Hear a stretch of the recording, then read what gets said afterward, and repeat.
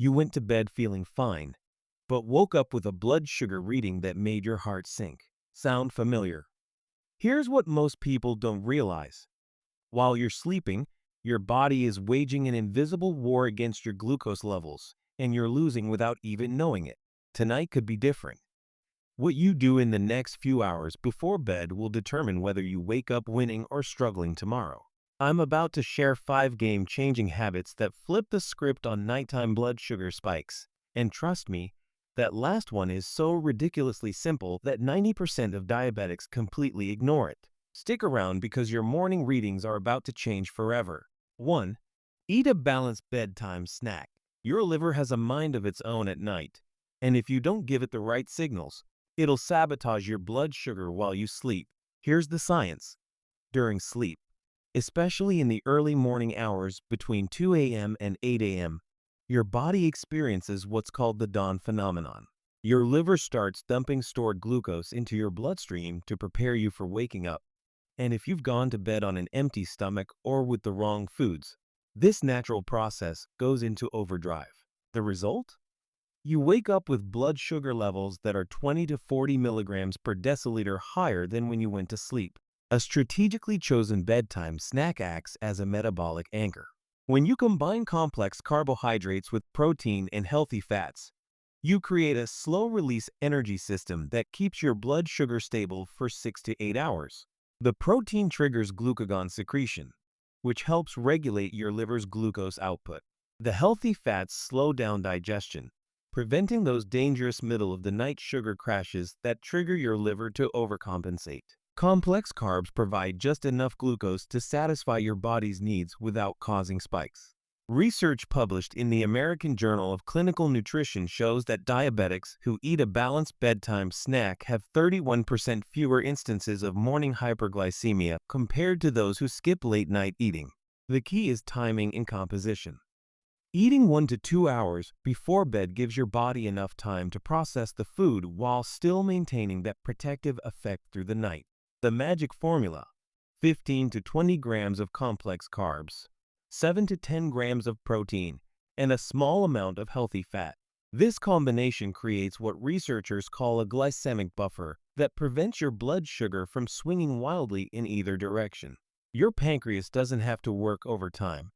Your liver stays calm, and your cells get a steady supply of energy without the roller coaster effect that destroys your sleep quality and your morning numbers. Think about your typical evening.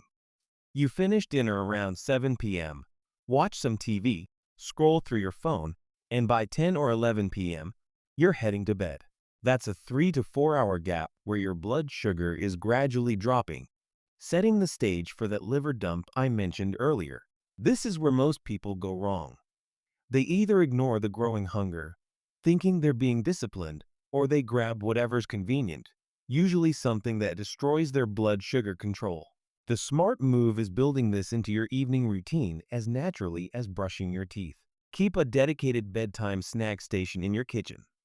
Stock it with the right combinations so you're never scrambling or making poor choices when you're tired. This isn't about willpower. This is about systems. When the good choice is the easy choice, you'll actually do it. Your bedtime snack becomes as automatic as setting your alarm. The beauty is that once you start seeing those improved morning numbers, the habit reinforces itself. You're not just eating a snack. You're actively taking control of your metabolic health while you sleep. Start with the 10-10 rule. 10 p.m. snack time, 10 minutes of prep max. Set a phone reminder that goes off every night at the same time. This consistency trains your metabolism to expect and properly process this food. Keep a rotation of 5 go-to combinations so you never get bored. Option 1. Greek yogurt with a tablespoon of almond butter and a few berries. Option 2. Whole grain crackers with cheese and a handful of walnuts. Option 3. Half an apple with peanut butter. Option 4. A small bowl of oatmeal with cinnamon and nuts. Option 5. Hummus with vegetable sticks and a few whole wheat pita triangles. Prep these in advance during your weekly meal planning. Portion them out in containers so when 10 p.m. hits, you just grab and eat. Track your morning blood sugar for 2 weeks once you start this habit. Write down what you ate and what your fasting glucose was the next morning. You'll quickly identify which combinations work best for your unique metabolism. Take a photo of your winning combinations and keep them on your phone. When you're traveling or your routine changes, you have a visual guide to make the right choices anywhere. 2. Take a short walk after dinner. Walking after dinner might sound too simple to make a real difference, but the metabolic impact is profound and backed by extensive research. Within minutes of finishing your meal, your blood sugar begins its climb. For diabetics, this post-meal spike can reach dangerous levels, sometimes jumping 50 to 100 milligrams per deciliter or more above baseline. This isn't just uncomfortable in the moment. These repeated spikes damage your blood vessels, increase your risk of neuropathy, and make your cells more resistant to insulin over time. When you walk after eating, your muscles become glucose-hungry machines. Physical activity immediately increases insulin sensitivity by up to 50%, meaning your cells can absorb glucose without your pancreas having to pump out excessive insulin. But here's what makes post-dinner walking specifically powerful. You're catching that blood sugar spike right at its source. Studies from the University of Otago in New Zealand found that a 15-minute walk after meals reduces blood sugar spikes by an average of 35% compared to walking at other times of day. The timing is everything. Your muscles use a process called GLUT4 translocation, where glucose transporters move to the cell surface and pull sugar directly from your bloodstream, no insulin required. This happens during physical activity and can last for several hours afterward. Even a gentle walk activates this mechanism. You're essentially opening up thousands of additional doors for glucose to leave your bloodstream and get used as energy instead of circulating and causing damage. The effect is immediate and measurable. Most people see their blood sugar drop 20 to 40 milligrams per deciliter within 30 minutes of a post-meal walk. Beyond the immediate benefit, regular post-dinner walking improves your overall insulin sensitivity, meaning better blood sugar control 24/7. Your A1C levels improve, your medication needs may decrease, and you're actively preventing the long-term complications that terrify every diabetic. This single habit addresses multiple metabolic problems simultaneously. Your evening meal is probably the biggest, most carb-heavy meal of your day. Maybe it's pasta night, or you're having rice with dinner, or there's bread on the table. American dinner culture tends toward comfort foods and larger portions, which means your post-dinner blood sugar spike is likely your worst of the day. This is your highest risk moment, and it's also your biggest opportunity. The walk doesn't need to be intense or long. We're talking 10 to 20 minutes at a comfortable pace. Not a workout, just movement. Make it social by inviting your partner or family. Make it practical by walking your dog. Make it enjoyable by listening to a podcast or your favorite music. The resistance you're feeling right now, that voice saying, "I'm too full," or "I'm too tired," or "it's too dark outside," that's just inertia. The first week is the hardest. After that, you'll actually feel uncomfortable if you skip it because your body will miss the relief it provides. You'll notice you feel less bloated, less sluggish, and more energized for your evening activities. Link this habit to an existing trigger. The moment you finish your last bite of dinner, don't wait. Don't clean up first. Don't sit down. Finish eating, stand up, and walk. Keep your walking shoes by the door so there's no excuse. If weather is an issue, have an indoor backup plan. Walk around your house, up and down stairs, or use a treadmill while watching TV. Make it non-negotiable for 30 days. That's how long it takes for a behavior to become automatic. Track your post-meal blood sugar before starting this habit and again after 2 weeks. The data will motivate you. Use a fitness tracker or app to log your walks. Seeing a streak of consistent days creates positive pressure to maintain the habit. If you have mobility limitations, even standing and doing gentle movements works. Washing dishes by hand, light stretching, or standing desk work all activate your muscles enough to help manage that post-meal spike. The goal is preventing prolonged sitting immediately after eating. Movement in any form helps glucose clearance. 3. Stay hydrated, but smartly. Water is involved in virtually every metabolic process in your body, and its role in blood sugar regulation is more critical than most people realize. When you're dehydrated, even mildly, your blood becomes more concentrated. The same amount of glucose in less fluid means higher blood sugar readings. Studies show that dehydration of just 1 to 2% of body weight can increase blood glucose levels by 10 to 15 milligrams per deciliter. Your kidneys, which filter excess glucose from your blood and excrete it through urine, need adequate water to function properly. Without enough hydration, this filtration system slows down, allowing glucose to recirculate and accumulate. But here's where the smartly part comes in, and this is where most advice falls short. Drinking too much water too close to bedtime creates its own problem.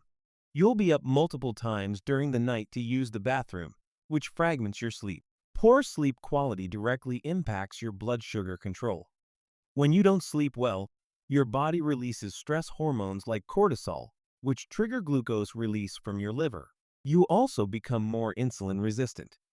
Research from the University of Chicago shows that just 3 nights of poor sleep can reduce insulin sensitivity by 25%. So drinking water is good, but waking up 5 times to pee is terrible for your blood sugar. The smart hydration strategy focuses on front-loading your water intake earlier in the day and tapering off in the evening. Your body needs about 8 to 10 glasses of water daily, and if you're diabetic, potentially more because high blood sugar causes increased urination. Spread most of this intake across morning and afternoon hours. In the evening, especially the 2 to 3 hours before bed, switch to small sips rather than full glasses. This maintains hydration without overloading your bladder. Herbal teas without caffeine or added sugars can be helpful here. They provide hydration plus compounds that may help with blood sugar management. Most Americans are chronically underhydrated. We substitute water with coffee, soda, and other beverages that either dehydrate us further or spike our blood sugar. Your evening routine probably includes a couple of drinks with dinner, maybe wine or beer, which are both dehydrating and problematic for blood sugar. Then you might have nothing until bedtime when thirst hits, and you drink a large glass of water, setting yourself up for those sleep-disrupting bathroom trips. Buy a 32-ounce water bottle with time markers on it. These create mini goals throughout the day. 8 ounces by 9 a.m., 16 ounces by noon, 24 ounces by 3 p.m., finished by 6 p.m. Visual cues work. Set phone reminders every 2 hours during the workday to drink water. Make it a rule. 1 glass of water before every cup of coffee. This forces regular hydration and reduces your caffeine intake, which helps both hydration and sleep quality. Create an evening taper protocol. After 6 p.m., limit yourself to 4 ounces of water per hour, just enough to keep your mouth from being dry, but not enough to fill your bladder. Flavor your water with lemon, cucumber, or mint if plain water bores you. These add minimal calories but make hydration more appealing. Avoid anything with artificial sweeteners in the evening as they can disrupt sleep. Track your nighttime bathroom trips for a week to find your personal cutoff time. If you stop drinking fluids 3 hours before bed and still wake up multiple times, consult your doctor as this might indicate poorly controlled blood sugar needing medical attention. 4. Maintain a consistent sleep schedule. Research from the American Diabetes Association shows that people with irregular sleep schedules have 23% higher fasting glucose levels and 14% higher HbA1c levels compared to those who maintain consistent sleep times, even when total sleep duration is the same. This isn't about sleeping more or less. It's about sleeping at the same times. Your liver, which stores and releases glucose, is particularly sensitive to circadian disruption. When you go to bed at wildly different times, your liver doesn't know when to suppress glucose output. It keeps releasing sugar into your bloodstream at inappropriate times, spiking your levels when they should be stable. Consistent sleep timing also optimizes your body's melatonin production. Melatonin isn't just a sleep hormone. It's also involved in insulin secretion and glucose metabolism. Studies have identified melatonin receptors on pancreatic cells, and genetic variations in these receptors are linked to type 2 diabetes risk. When you maintain a regular sleep schedule, your melatonin rhythm becomes predictable, supporting better insulin function. Additionally, consistent sleep improves your body's cortisol curve. Cortisol should be low at night and rise in the morning. Irregular sleep flattens this curve, keeping cortisol elevated when it should be low, which directly raises blood sugar. Every time you stay up late randomly, you're triggering a stress response that your metabolism interprets as an emergency, dumping glucose and reducing insulin sensitivity. American culture celebrates the grind, the late nights, the flexibility to stay up binge watching shows or working on projects whenever the mood strikes. We treat sleep schedules as optional or something only kids need. Your lifestyle probably reflects this. Weeknights you crash around 11 p.m. because work starts early, but weekends you're up until 2 a.m., then sleep until 10. This weekend catch-up sleep actually makes things worse. Social jet lag, as researchers call it, has the same metabolic impact as flying across time zones every week. The shift needs to happen in how you view your sleep time. It's not flexible leisure time. It's a medical intervention as important as taking your medication. When you treat your bedtime with the same seriousness as a doctor's appointment, the behavior follows. Your evening activities can still vary, but they happen within a consistent window that respects your sleep schedule. Instead of finishing that show at midnight, you stop at 10:30, regardless of where the episode ends. You're prioritizing your metabolic health over entertainment. Pick your target bedtime and wake time based on your actual obligations. If work starts at 8 a.m., count backwards. 7 a.m. wake, meaning 11 p.m. bedtime for 8 hours sleep. Giving yourself 30 minutes to fall asleep means lights out at 10:30 p.m. Lock these times in. Set 2 alarms.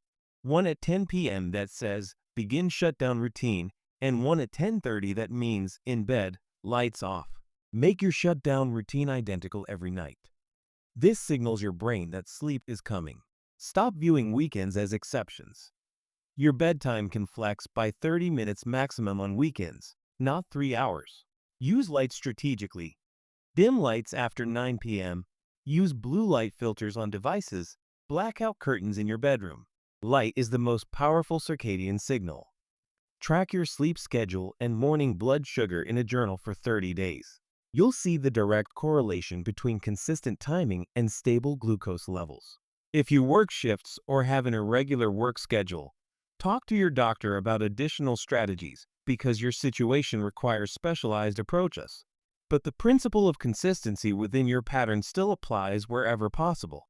5. Manage evening stress. Stress and blood sugar are locked in a vicious cycle that intensifies in the evening hours. And breaking this cycle might be the most underestimated strategy in diabetes management. When you're stressed, your body activates its fight or flight response, releasing cortisol and adrenaline. These stress hormones signal your liver to release stored glucose into your bloodstream, giving you energy to deal with the perceived threat. This made sense when stress meant running from a predator.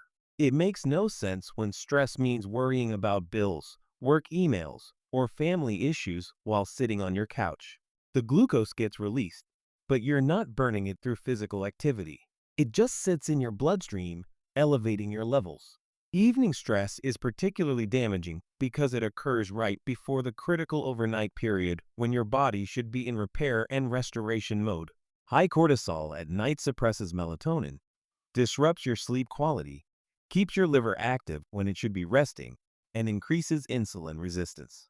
A study published in Diabetes Care found that people who reported high evening stress had fasting blood glucose levels 18 milligrams per deciliter higher on average than those with low evening stress, independent of other factors.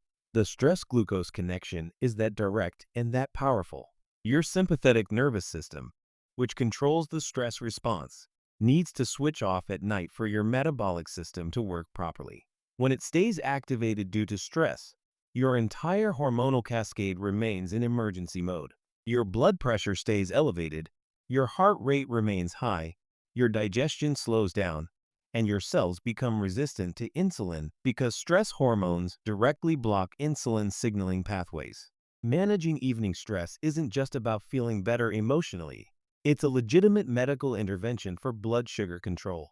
Deep breathing, meditation, gentle stretching, or any activity that activates your parasympathetic nervous system creates measurable improvements in glucose metabolism within hours. Your evening probably looks like this. Work stress follows you home. You check emails after dinner. You watch the news, which is rarely relaxing. You scroll through social media seeing everyone's highlight reels. You think about tomorrow's problems. You have tense conversations about finances or family issues. By the time you get to bed, your mind is racing and your stress hormones are surging. You think you're relaxing because you're not physically working, but mentally and metabolically, you're in overdrive. Creating an evening stress boundary is essential. Decide on a time, maybe 7 or 8 p.m., after which you don't engage with stressful content or conversations. This is your metabolic health protection window. No work emails, no news, no difficult family discussions. If someone wants to talk about something stressful, you say, "Let's discuss this tomorrow morning." You're not avoiding problems. You're timing their discussion for when your body can handle the stress without destroying your blood sugar control. Replace evening stress with evening calm, actively and intentionally. Build a stress-down routine starting 2 hours before bed. This might include 10 minutes of gentle yoga or stretching, which physically releases tension and signals your nervous system to calm down. Try the 4-7-8 breathing technique. Breathe in for 4 counts, hold for 7, exhale for 8, repeat 4 times. This activates your vagus nerve and shifts you into parasympathetic mode, lowering cortisol within minutes. Create a worry dump journal. Spend 5 minutes writing down everything stressing you out and what you'll do about it tomorrow. This gets it out of your head and onto paper where it can wait until morning. Use progressive muscle relaxation. Tense and release each muscle group from toes to head, noticing the difference between tension and relaxation. Download a meditation app and use guided sessions designed for sleep preparation. Even 5 minutes makes a difference. Turn your bedroom into a stress-free zone. No TV news, no work materials, no phone scrolling. Make it associated only with calm and sleep. Test your blood sugar before and after implementing these evening stress management techniques for 1 week. The numbers will convince you better than any advice. That's it. 5 powerful habits that work while you sleep to control your blood sugar. You came here looking for solutions, and now you have them. These aren't complicated medical interventions. They're simple daily choices that create massive results. If you want more health strategies tailored specifically to your life and challenges, subscribe to this channel. Hit that like button if this helped you, and share it with someone fighting the same battle. Your morning numbers start with tonight's choices.